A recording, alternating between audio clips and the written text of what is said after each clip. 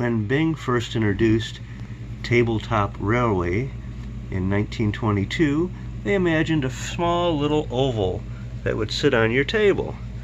But they also offered a little larger set, the number 4.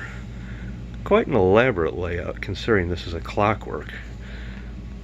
This is what became HO. Let's see if the little engine can do it.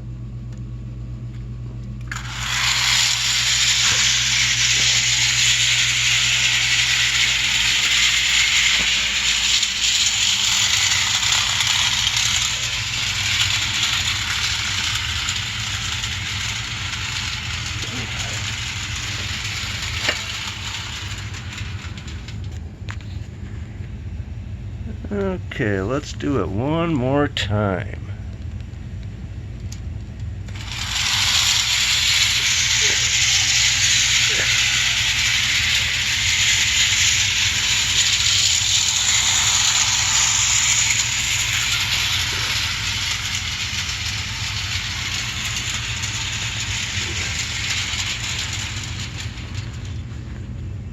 Not bad for pushing 100 years old.